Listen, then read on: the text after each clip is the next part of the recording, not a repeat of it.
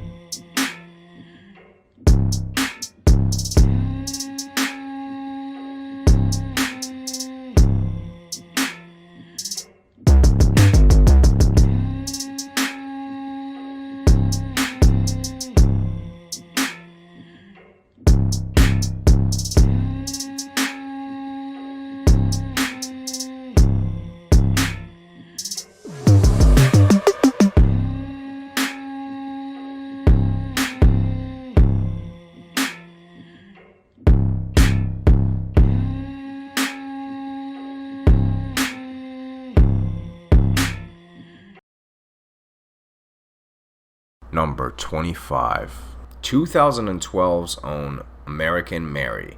Ironically enough, this movie is not American and it's actually Canadian, believe it or not.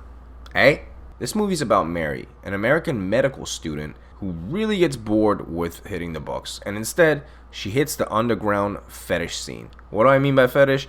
I'm talking about custom surgeries and body modification. Now, in my personal opinion, this would make a great double feature with David Cronenberg's Crimes of the Future, which also shares similar themes with the body modification and also, of course, what he's known for, body horror. Now, you might be asking yourself, well, what's so disturbing about this movie? Why would this make it to the top 25? And I'll tell you what it is. For me personally, it's the reality of this. This, well, maybe not quite like this, but to some extent, this happens in real life. This is reality.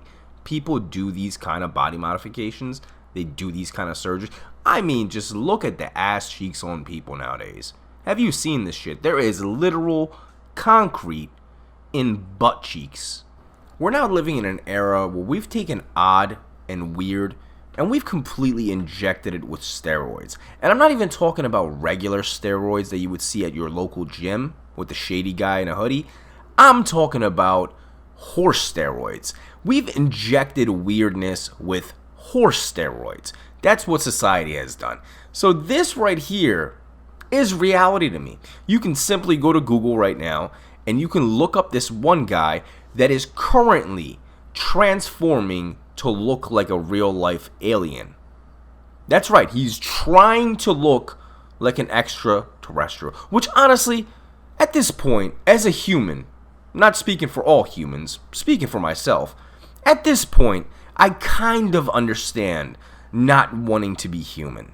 It's 2023, and I'm kind of waiting for the aliens to come so I can sell out and I can set trip and give up on the humans and travel with the aliens to wherever they may roam and take a risk. I'm a risk taker. I'm willing to take the risk.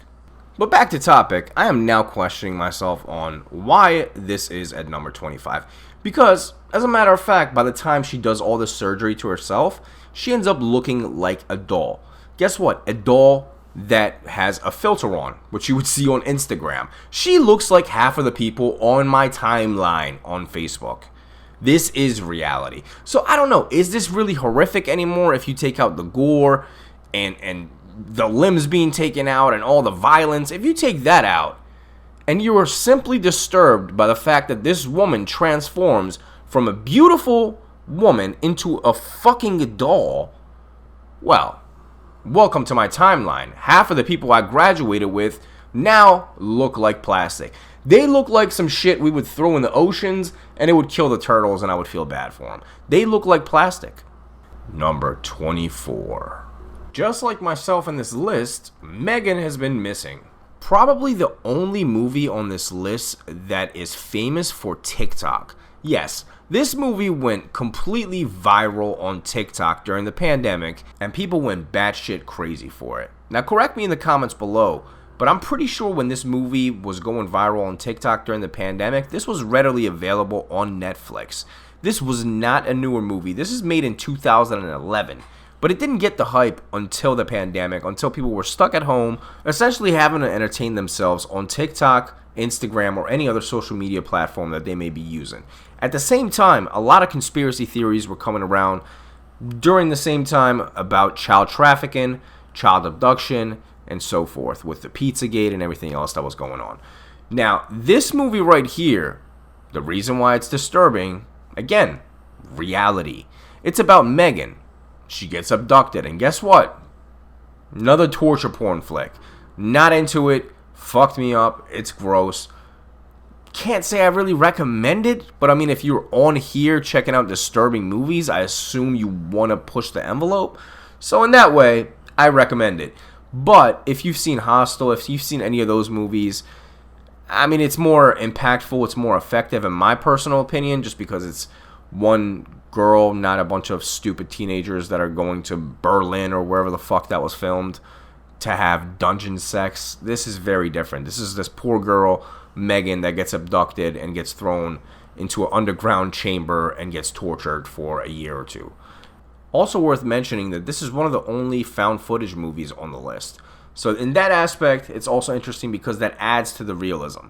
The found footage of the torture, of what happened to her, it's giving me literally goosebumps right now just thinking about it. And honestly, if it wasn't for this going viral on TikTok, I would have not known about it. Number 23. A Stanley Kubrick masterpiece that single-handedly ruined milk for me as a 13-year-old teenager. This is one of the many character pieces that we'll be discussing during down this countdown, but it's certainly one of the best well-made ones. Alex is a sadistic gang leader that indulges in ultra-violent acts. In this character study, we see Alex who gets off on abuse. He's got options left and right to have consensual sex, but that's still not enough for him and his gang of lunatic friends. I personally think this is Kubrick's way of showing the toxicity of the human race. It's never enough for us. He's had wealth, but yet he finds himself stealing. He's had women crawling all over him, but yet he's abusing innocent bystanders. He's had a good family background, but he finds himself destructing the home of other families by home invasion and murder. After about 45 minutes of disturbing and unspeakable acts, the gang is caught, jailed, and left to rot. This is where the movie turns around and now gives you a different perspective of humanity. Our weakness. Our weakness to face the facts and face consequences. In this case, his weakness to use religion as a way to cope, when in his heart he never felt any connection to a higher being or organized religion, in this case, Christianity. As gross as this movie may sound, it's an absolute masterpiece that I have bought and rebought again on physical media when I got a new transfer from VHS to DVD to Blu-ray and now of course to 4K. As a surprise to some, Warner Brothers has not shied away from this movie at all, and possibly it's due to the fact that it's produced and directed by Stanley Kubrick. Other cult movies such as The Devils and Gummo are also under the Warner Brothers banner. However, they seem to be completely ignored in hopes that enough time and distance will make specific titles as such vanish from their catalog. A Clockwork Orange is disturbing, surreal yet based on reality, beautiful yet dark, but colorful, and everything you can imagine in between. Yes, I said it's colorful and dark at the same goddamn time. Number 22. Lars von Trier, another cult favorite director that has long been canceled by the media for his anti-Semitic comments. So, he's canceled, and I understand why. What can I say? I understand Hitler. But I think he did some wrong things. Yes, absolutely. But I can see him sitting in his bunker in the end. But there will come a point at the end of this. There will come. I will. No, I'm just saying. A house that Jack built. Yes, another character study. Surprise, surprise. And a film that happens to question everything about our beliefs, from our morals to religion and, of course, heaven and hell. Jack is completely unhinged right off the bat as soon as the movie starts when we see this woman on the side of the road, played by Uma Thurman, asking Jack for Jack. He ends up giving her a ride, and she jokingly tells him that he's too big of a wimp to be a serial killer, so she's not too worried for her safety. This causes Jack to lose his goddamn mind, and he beat her to death using the jack as the murder weapon. Throughout the whole movie, he seems to be finding his identity and purpose in life through these conversations with his little invisible friend named Verge, who we never really get to meet. It gets a little weird, but it's part of the charm, if you want to call it that, when it comes to this movie. This is essentially an art house serial killer story, if you want to simplify it. Jack does not shy away from the violence in this movie, as you see him kill several people, including the little ones that they don't typically show in movies. But it's Lars von Trier, so he's going to wreck your fucking life and give it to you up close and personal. Boom, headshots for everyone.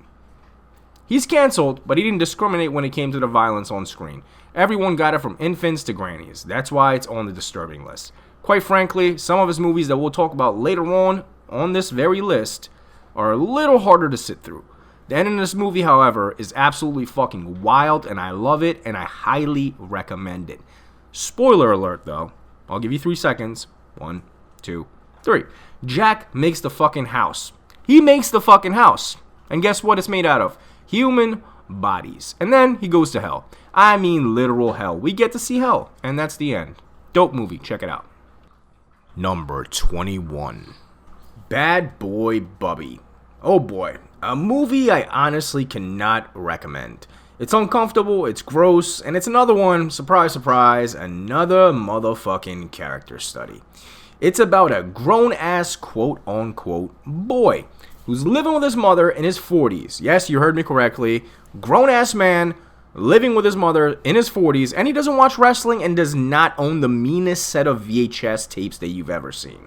He does have a neckbeard, though. All he's known is his mom. He's never really left the house. He has had zero social experiences or interactions with anybody except for his mother. And did I mention, he's been sleeping with his mother all his life. That's a fucking thing. It's supposed to be a dark comedy, and you see more of that when he escapes and starts to evolve as a person per interaction with other human beings. Honestly, can't recommend this though, and that's simply for the fact that there are cats kept in cages that are abused and tortured throughout the movie. It's really just something I'd never want to visit again. Gross.